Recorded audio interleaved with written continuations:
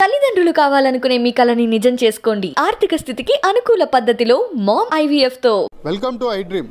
సుదీర్ఘకాలం పాటు మావోయిస్ట్ పార్టీలో పనిచేసిన నేత ఇటీవల రాజకీయాల్లోకి అడుగు పెట్టాడు.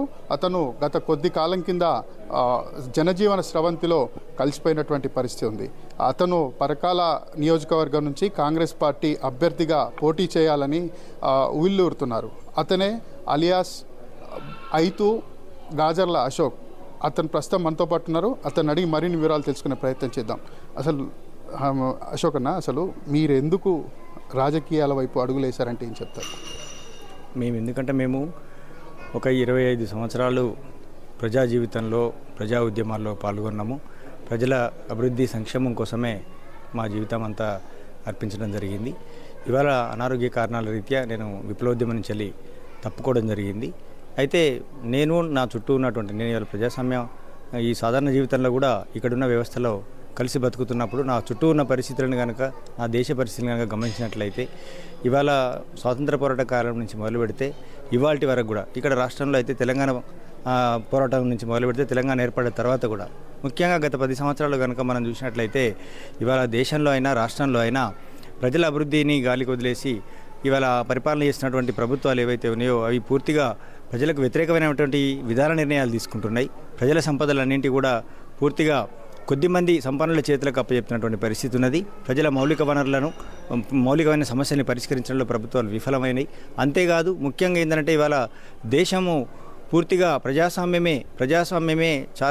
ప్రజాస్వామ్యము రాజ్యాంగము ఈ రెండు కూడా ప్రమాదంలో పడినటువంటి ఒక పరిస్థితి మనకు కనబడుతున్నది.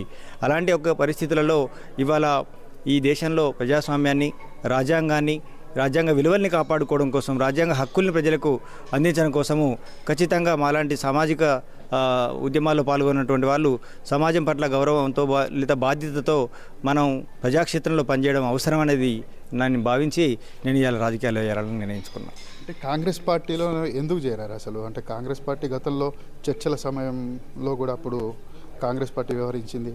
అంటే మీరు ముఖ్యంగా కాంగ్రెస్ వైపు అడుగులు వేయడానికి ప్రధాన కారణం ఏంటి? అంటే ఇవాళ దేశంలో అధికారంలో ఉన్నటువంటి బీజేపీ కానీ రాష్ట్రంలో అధికారంలో ఉన్నటువంటి బీఆర్ఎస్ కానీ రెండు ప్రభుత్వాలు రెండు పార్టీలు కూడా ఇవాళ ప్రజలకు ఇచ్చిన హామీలను వేటిని నెరవేర్చకపోగా అట్లాగే ఇంకా ప్రజలు తమ సమస్యల గురించి హక్కుల గురించి ఇవాళ అడిగే పరిస్థితి కూడా లేకుండా చేసేండ్రు. లేదా ప్రజల తరఫున మాట్లాడేటువంటి ప్రజాస్వామికవాదులను కూడా నయాన్నో భయాన్నో ఇబ్బందులు పెడుతున్నటువంటి పరిస్థితులే పెరిగిపోతున్నాయి. అలాంటి పరిస్థితుల్లో ఇవాళ ప్రజాస్వామ్య రక్షణ కోసం రాజ్యాంగ రక్షణ కోసము లేదా ప్రజలకు హక్కులను కల్పించడం కోసము కాంగ్రెస్ పార్టీ ముఖ్యంగా రాహుల్ గాంధీ గారి నాయకత్వంలో కాంగ్రెస్ పార్టీ ఇవాళ ఒక కొత్త భారతాన్ని నిర్మించడం కోసం సీరియస్గా పనిచేస్తున్నటువంటి పరిస్థితుల్ని గమనిస్తున్నాం మనము. కాబట్టి అలాంటి రాహుల్ గాంధీ గారి నాయకత్వంలో పనిచేయాలనేది నేను నిర్ణయించుకున్నాను. తెలంగాణ రాష్ట్రంలో అంటే మీరు ఆనాడు మావోయిస్ట్ పార్టీలో ఉన్నారు. అంటే ఆ రోజు మావోయిస్ట్ పార్టీలో ఉన్నప్పుడు తెలంగాణ రావడానికి మీ వంతు సహకారం ఏ విధంగా చేశారు? ఆ రోజు తెలంగాణ వస్తే నీళ్లు నిధులు నియామకాలు అన్నటువంటి ఒక విషయాన్ని కూడా ఆ రోజు పాలకులు గద్దెనెక్కినటువంటి పరిస్థితి. అంటే అప్పుడు మీరు అనుకున్న ఆశయం ఇప్పుడు నెరవేరిందా లేదా? ఇంకా తెలంగాణ వచ్చిన తర్వాత నెరవేరలేదు. పూర్తిగా ప్రజల ఆశలు నెరవేరకపోగా ప్రజలు వంచనకు గురైనటువంటి పరిస్థితి ఇవాళ తెలంగాణలో మనం చూస్తున్నాము. నిజం చెప్పాలంటే మీరు అన్నట్టుగా తెలంగాణ ఉద్యమానికి ఊపిరి పోసింది, తెలంగాణ ఉద్యమానికి ఇవాళ ఒక మార్గదర్శకం ఇచ్చింది విప్లవ పార్టీలే. అది అందరికీ తెలిసిన బహిరంగ సత్యము. అయితే ఇవాళ విప్లవ పార్టీలు లేదా విప్లవ పార్టీల నేపథ్యంలో విప్లవ పార్టీ నాయకత్వంలో పనిచేసినటువంటి ప్రజలు ప్రజాస్వామిక తెలంగాణ ఏర్పడాలనేటువంటి లక్ష్యంతోనే ఇలా తెలంగాణ ఉద్యమానికి ముందుకొచ్చిండ్రు.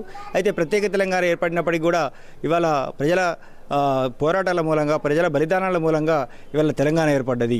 అయితే ఏర్పడ్డ తెలంగాణ ప్రజల ఆకాంక్షలు నెరవేరుస్తుందని ప్రజలు ఎన్నో కలలుగా అన్నారు. కానీ ప్రజల కళలు నెరవేరకపోగా ఏదైతే నిధులు నియామకాలు అని చెప్పినరో ఆ నిధులు నియామకాలు అనేటువంటి అన్నీ కూడా చెప్పిన దానికి చేసేదానికి సంబంధం లేకుండా పొంతన లేకుండా చేస్తున్నది. ఎగ్జాంపుల్ మనం ఇవాళ నీళ్ళ విషయాన్ని చూసుకుందాము. కాళేశ్వరం లాంటి ప్రాజెక్టులు కట్టినరు. అయితే కాళేశ్వరం లాంటి ప్రాజెక్టులు కట్టిన ఏ ప్రాంత ప్రజల భూములని లేదా ఏ ప్రాంత ప్రజల అక్కడ ఉన్నటువంటి వనరులని వాడుకొని ఇవాళ ప్రాజెక్టు కట్టినరో మరి ఆ ప్రాంత ప్రజలకు ఆ నీటి వల్ల జరిగినటువంటి ఉపయోగం ఏందో ఒకసారి మనం ఆలోచిస్తే ఉదాహరణకు ఇవాళ భూపాలపల్లి జిల్లాలో కాళేశ్వరం ప్రాజెక్టు కట్టినారు. కాళేశ్వరం ప్రాజెక్టు నీళ్లు ఒక చుక్కైనా భూపాలపల్లి జిల్లా ప్రజలకు అందుతున్నాయా?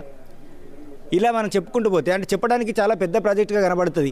అయితే మరి ఆ నీళ్ళు ఎక్కడ పోతున్నాయి, ఎవరికి ఉపయోగపడుతున్నాయి, ఏ ప్రాంత ప్రజలకు నువ్వు హామీని ఇస్తున్నావో ఆ ప్రాంత ప్రజల్లో ఒక చుక్క నీటి కూడా అందకుండా పోయినప్పుడు నీ అభివృద్ధి ఫలాలను నువ్వు ఎక్కడో చూపిస్తున్నా అని చెప్పేసి చెప్పడం అనేది ఎంత మేరకు సాధ్యం? అట్లాగే విద్యా వైద్యాన్ని తీసుకుందాం. విద్యా రంగంలో ఇప్పటికి కూడా మనం గమనించడం ఏంది, తెలంగాణ ప్రభుత్వం ఏం చెప్పింది, తెలంగాణ ఏర్పాటైతే మేము KG to PG విద్య ఉచితంగా ప్రభుత్వ విభాగంలో మేము అందిస్తామని చెప్పిండ్రు.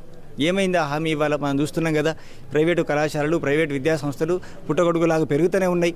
చదివించలేక ప్రజలు నానా తంటాలు పడుతున్నారు. పిల్లల్ని కేజీ నుంచి కనీసం ప్రైమరీ స్కూల్స్ వరకు కూడా పూర్తి చేయలేని పరిస్థితిలో లక్షల రూపాయలు ఫీజులు కట్టలేక ఇవాళ సాగిలబడిపోతున్నటువంటి పరిస్థితులు ఉన్నాయి.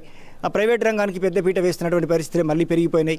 అలాగే వైద్యాన్ని చూద్దాం. మనం ప్రభుత్వం చెబుతున్నది ఒకవైపు మేము చాలా వైద్యశాలలు ఏర్పాటు చేస్తున్నాము, వైద్య కాలేజీలు ఏర్పాటు చేస్తున్నాము, వందల మందికి వేల మందికి మేము ట్రీట్మెంట్, లక్షల మందికి ట్రీట్మెంట్ చేస్తున్నాం. మరి చూడండి, వాళ్ళు మీరు ఏ పట్టణంలో చూసినా కూడా ఒక్కొక్క బజార్లో మనం కనుక తిరిగి చూసినట్లయితే కుప్పలు తెప్పలుగా ప్రైవేట్ హాస్పిటళ్ళు పెరిగిపోతున్నాయి. అంటే ప్రజల యొక్క వైద్యం, ప్రజలకు అందించాల్సినటువంటి వైద్యము ప్రభుత్వ రంగంలో కాకుండా ప్రైవేటు రంగానికి బలి వదిలేసేయడం మూలంగా ప్రైవేటు వ్యాపారులు లేదా ప్రైవేటు వైద్యశాలలు ప్రజల రక్తం పీల్చుతున్నటువంటి పరిస్థితి ఉన్నది.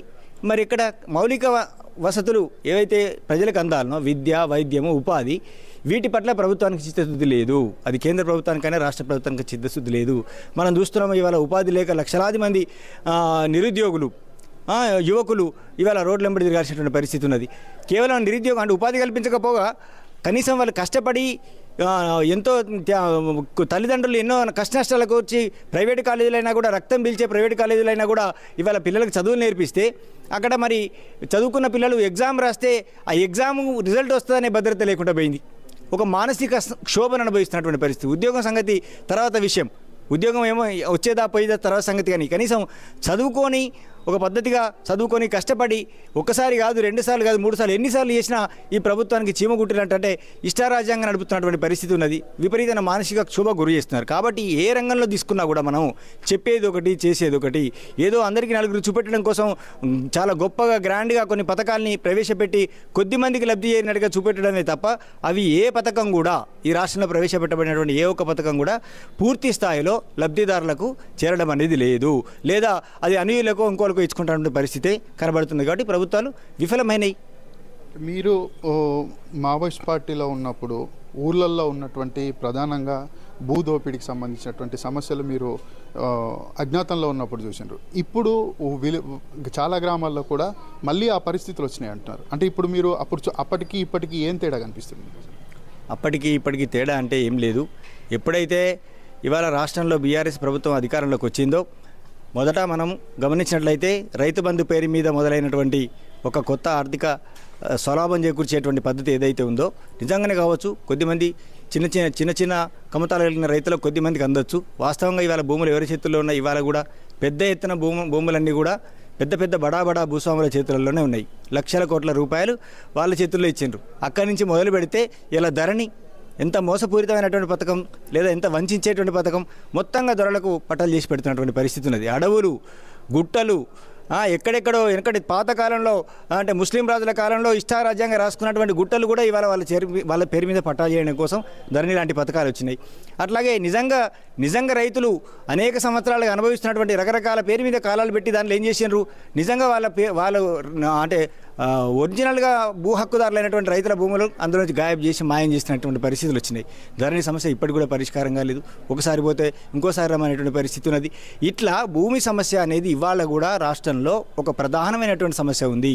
మేము విప్లవోద్యమంలో చేరి భూ సమస్యను ప్రధానం చేసుకుని పోరాడినప్పటి నుంచి మొదలు పెడితే ఇవాళ కూడా ఇంకా కొత్త రూపాల్లో మళ్ళీ గ్రామాల్లో పెద్ద ఎత్తున గ్రామాల నుంచి మొదలు పెడితే పట్టణాల దాకా భూమిని అంతా కేంద్రీకరించి వికేంద్రీకృతంగా కావాల్సినటువంటి భూమి కేంద్రీకరణ గురవుతున్నది. అది కొద్దిమంది చేతుల్లో కేంద్రీకరణ గురవుతున్నది. దానికి పూర్తిగా ప్రభుత్వాలు సహకరిస్తున్నాయి, ఆ వర్గాలకు సహకరిస్తున్నాయి. కాబట్టి భూమి ప్రజల చేతుల్లో లేకుండా పోతున్నది.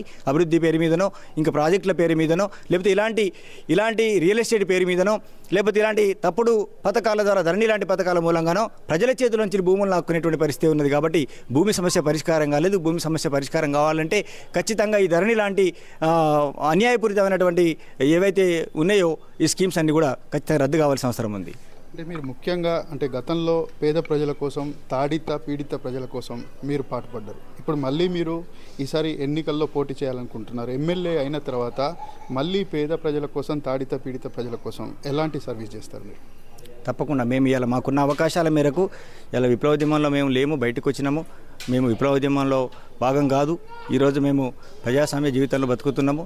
కాబట్టి మాకు ఈ ప్రజలు మాకు ఇచ్చిన చైతన్యం, ఈ ప్రజలు మాకు నేర్పిన జ్ఞానం, మేము ఏదైతే నిస్వార్థంగా ప్రజల కోసం పనిచేస్తూ వచ్చినామో అదే నిస్వార్థంతో, అదే చైతన్యంతో, ప్రజలు ఇచ్చిన చైతన్యంతోనే తిరిగి ప్రజలకు నిస్వార్థపూరితమైన సేవ చేసేందుకు మేము పూర్తిగా మమ్మల్ని మేము అంకితం చేసుకొని పనిచేయాలన్నాం. మేమేదో సీజనల్ రాజకీయాలు చేయడం కోసం రావడం లేదు. కేవలం అధికారం పొందాలని రాజకీయాల్లోకి రావాలనుకోవడం లేదు, లేదంటే డబ్బు సంపాదించుకోవాలనేది రాజకీయాల్లోకి రావడం లేదు.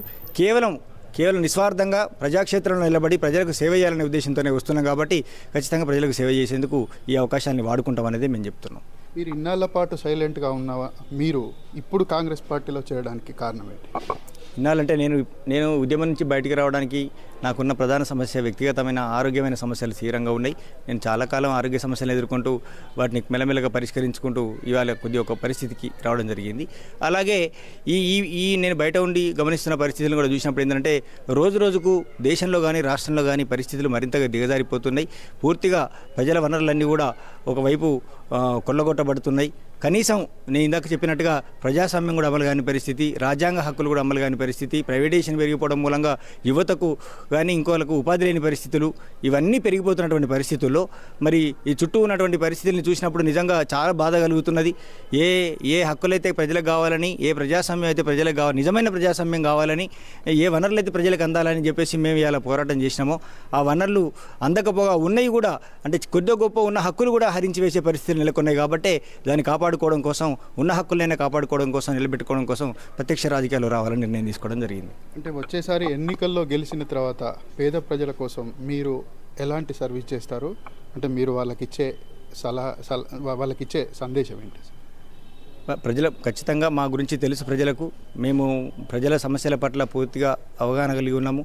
అన్ని రకాల సమస్యల పట్ల మేము పూర్తి లోతైన అవగాహన కలిగి ఉన్నాం. కాబట్టి మేము ఖచ్చితంగా ప్రజల సమస్యల్ని మా పార్టీలో, కాంగ్రెస్ పార్టీలో కూడా మేము అడ్రస్ చేస్తూ పార్టీతో కూడా లోతుగా చర్చ చేయగలుగుతాము. అట్లాగే ఒకవేళ మా పార్టీ అవకాశం ఇచ్చి ఎమ్మెల్యే టికెట్ కనుక ఇచ్చినట్లయితే మేము చట్టసభల్లోకి ప్రజల ఆదరణతో, ఆశీర్వాదంతో ప్రజల చట్టసభల్లోకి వెళ్తే మరింత లోతుగా చట్టసభల్లో కూడా ప్రజల తరఫున మేము మా గొంతు వినిపించేందుకు ప్రయత్నం చేస్తాము. అలాంటి అభివృద్ధి ఫలాలు, సంక్షేమ ఫలాలన్నీ ప్రజలకు అందే విధంగా మా వంతు ప్రయత్నం సీరియస్గా చేస్తాం. కేంద్రంలో కాంగ్రెస్ పార్టీ, రాష్ట్రంలో కాంగ్రెస్ పార్టీ వస్తే మళ్ళీ చర్చలు కనుక దానిలో మీరేమన్నా ముందుబడి ఇనిషియేట్ తీసుకుంటారా? మళ్ళీ మావోయిస్ట్ పార్టీతో సంబంధించి పార్టీని అధికారంలో రానివ్వండి. పార్టీ ఖచ్చితంగా అధికారంలోకి వస్తున్నది. వచ్చినప్పుడు మేము మా అభిప్రాయాలు పార్టీతో చర్చిస్తాం. ఎందుకంటే ఖచ్చితంగా వస్తుంది పార్టీ అధికారంలోకి. ప్రజలు ఆల్రెడీ విసిగి వేసారి ఉన్నారు. కాబట్టి ఖచ్చితంగా కాంగ్రెస్ పార్టీ అధికారంలోకి వస్తున్నది. వచ్చినట్లయితే మా అభిప్రాయాన్ని పార్టీతోని పంచుకొని చర్చించడం ద్వారా ప్రతి విషయాన్ని, మీరు చెప్తున్న ప్రతి విషయాన్ని, ఒక చర్చలే కాదు ప్రతి విషయాన్ని మా అభిప్రాయాల పార్టీతో చర్చించడం అనేది చేస్తాం. అంటే మీ భూపాలపల్లి నియోజకవర్గం, చిట్యాల మండలం, వెలిచాల గ్రామం. మీరు పరకాల నియోజకవర్గాన్ని ఎంచుకోవడానికి ప్రధాన కారణం ఏంటి? పరకాల నియోజకవర్గం అనేది మాది పాత మొదటి నుంచి వెళ్ళి మాది పరకాల నియోజకవర్గమే. ఇప్పుడు డిస్ట్రిక్ట్ బైఫర్కేషన్స్ అయినాయి, నియోజకవర్గాల విభజన జరిగిన తర్వాత అది భూపాలపల్లి నియోజకవర్గం కొత్తగా ఏర్పడింది. కానీ మాది మొదటి నుంచి పరకాల నియోజకవర్గమే. మేము పరకాల నియోజకవర్గంలోని ప్రజలమే. అదొకటైతే రెండవది పరకాల ప్రాంతంలో మా సేవలు ఉన్నాయి, మా త్యాగం ఉన్నది. ఆ ప్రాంత ప్రజల కోసం మేము నిస్వార్థంగా మా కుటుంబాలను వదిలేసి, మాకున్నటువంటి అన్నీ వదిలేసి పనిచేసినాం. ఆ ప్రజలతో మాకు అనుబంధం ఉన్నది. ఆ ప్రజల సమస్యల్లో భాగమై మేము పనిచేసినాం. మాతో వాళ్ళు కూడా భుజం కలిసి నడిచి త్యాగాలు చేసిన చరిత్ర ఉన్నది.